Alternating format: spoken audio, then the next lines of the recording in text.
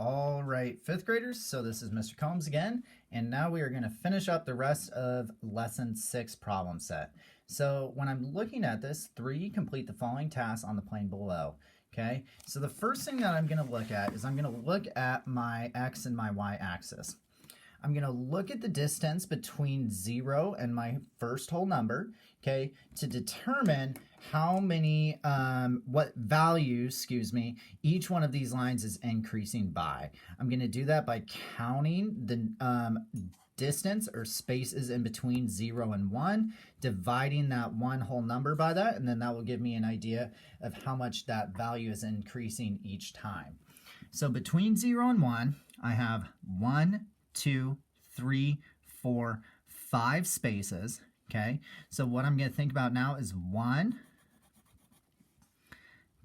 divided by 5. And I know that 1 divided into 5 pieces. Okay, I'll scoot this kind of over here. Okay, 1 divided into 5 pieces is going to give me 2/10.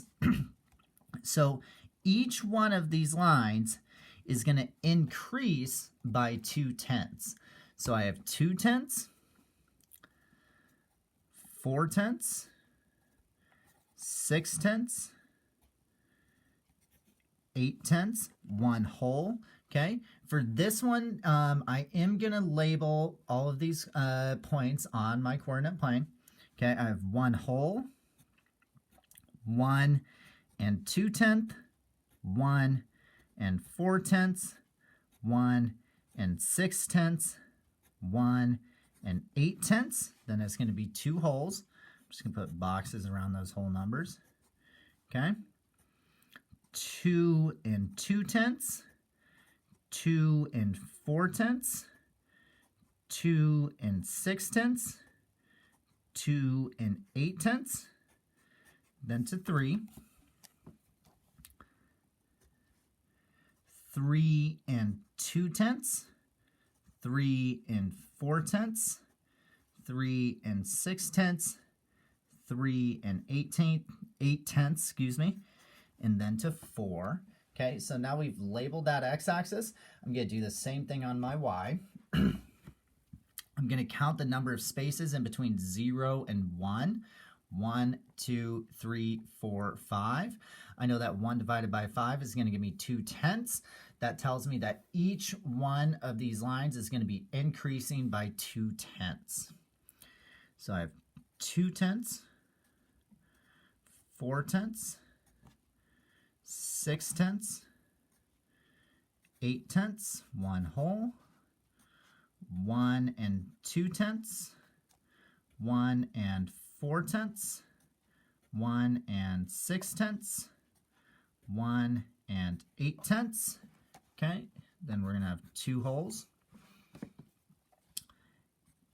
2 and 2/10, 2 and 4/10.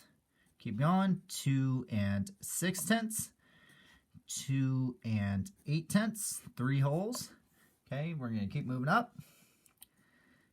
3 and 2/10, 3 and 4/10, 3 and 6/10, 3 and 8/10, and then we're going to have 4 wholes. Okay, so pause the video here for a second. Okay, you don't necessarily have to label every single one of these points. If you're good with knowing that each one of those lines is going to be increasing or decreasing by 2/10, you can. I just did it for our purposes since we have a little bit bigger of a graph here on this page and a little bit more work that we have to do.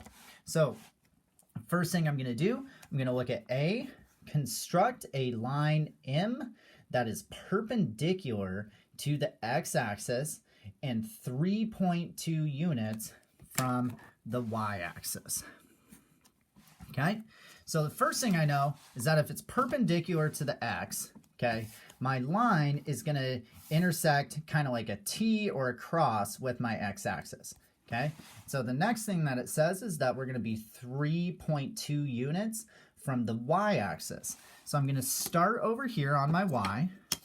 Okay, I'm going to start over here looking at my y, and then I'm going to move 3.2 units away. You need to keep going, keep going, keep going, keep going, keep going, keep going, keep going. Okay, and then right there on that 3.2, I'm going to line up my straight edge, and I'm going to draw a line all the way up to that top.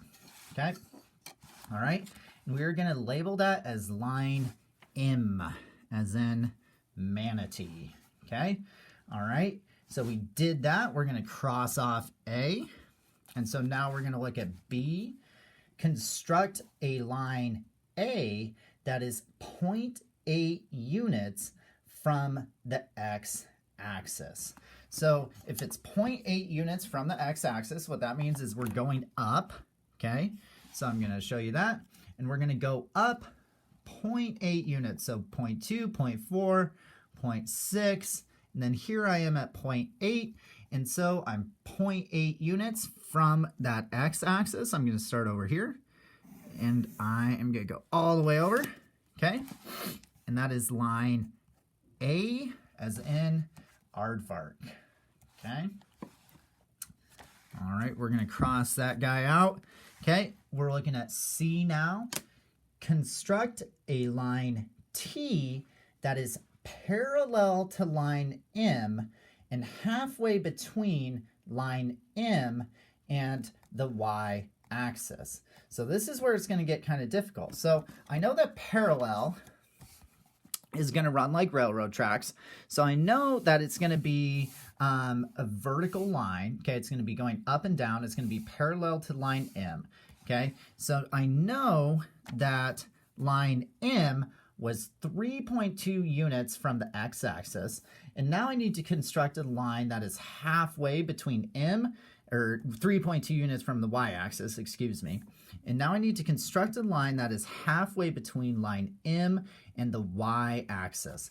So what I'm going to do for this one is if it's halfway, I know I can be splitting it in two. If we're splitting anything in two, we're going to divide by 2. So I'm going to do 3.2 divided by 2, okay? So first things first, 2 goes into 3 one single time, okay? All right, 2 times 1 gives me 2, 3 minus 2 gives me 1. I'm gonna drop that 2 all the way down now, so now I'm thinking about how many times 2 goes into 12. I know that 2 goes into 12 exactly 6 times, okay? So I know that 2 times 6 gives me 12. 12 minus 12 is going to give me 0. I'm going to shoot that guy right up there on top, okay? And my answer for that is going to be 1.6. Okay, so that's going to be the x-coordinate that I need, okay, for my line. So I'm going to write x is equal to 1.6. Okay, so x is equal to 1.6. So now what I'm going to do, I know it's parallel, so it's going to be vertical. It's parallel to that line M. We're going to line it up right on 1.6, and I'm going to just take it all the way to the top. Okay? All right. So that is going to be line T, as in taper. Okay? All right. We're going to keep moving. So that's line T. All right. Good. Awesome. D. Construct a line H that is perpendicular to line T and passes through the point 1.2 and 2.4, okay? So the first thing I'm going to do for this one, I'm going to use the information I know, and I'm going to focus on this coordinate point right here. So 1.2 and 2.4. So I'm going to go over 1.2. I'm going to go up to 2.4.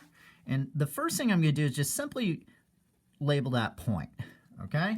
And so now I see that line H is going to be perpendicular to line T. So when it's perpendicular, I know that if T is going vertical, my line needs to go horizontal now, so it intersects at a 90-degree angle. Okay, that's going to be 2.4. Okay, and we're going to go all the way over. Okay, and then that right there, my friends, is going to be line H, as in hippo. Okay. E. Using a blue pencil, shade the region that contains points that are more than 1.6 units and less than 3.2 units from the y-axis. Okay, so I'm thinking about going away from the y-axis. So the first thing I'm looking at is greater than 1.6. So I'm going to go away all the way to 1.6. So I know it needs to be greater than 1.6. Okay, and I also know that it's going to be less than 3.2. Okay, it's going to be greater than 1.6 and it's going to be less than 3.2. Okay, so it's going to be right here in this area right here. Okay, so that's going to be blue. Let me see if I can find a handy dandy blue marker. I'm a little colorblind, so this is going to kind of serve as my blue. Okay, it looks more purple to me, but we will make do with what we have.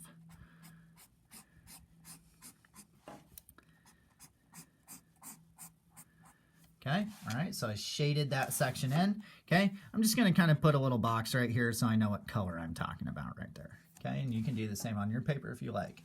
Okay, using a red pencil, shade the region that contains points that are more than 0.8 units, okay, and less than 2.4 units from the x-axis. So now what I'm going to do is I'm going to take my orange pencil, okay, my orange pen, excuse me, pink pen, salmon pen, whatever you want to call it, okay, and I'm going to be thinking about now going up from my x-axis. So greater than 0.8 units, I'm going to go up to that line where I had 0.8 units, okay, so it needs to be higher than that, okay, but it needs to be less than 2.4, so the space that that's going to intersect in is going to be this spot right here in the middle, okay? All right, and so now for our final task, G, give the coordinates of a point that lies in that double shaded region. We're going to set up our parentheses for our coordinate point. And I'm just going to pick this guy right here. Okay, I'm going to label that as point C for Mr. Combs. Okay, and I'm going to go all the way over here to 2.2. 2.2 is going to be my x-axis. Okay, and then I'm going to go all the way up to 1.8, 2.2, 1.8, and our point is going to be 2 2/10 and 1 8/10. All right, so I'll leave the coordinate plane right there for you guys to look at. Thank you for watching. If you have any questions, please feel free to always rewatch the videos, watch those Eureka videos, or also you can just simply email, call, or reach out to one of your teachers. So I hope everyone's doing well. I appreciate you all and have a wonderful rest of your day.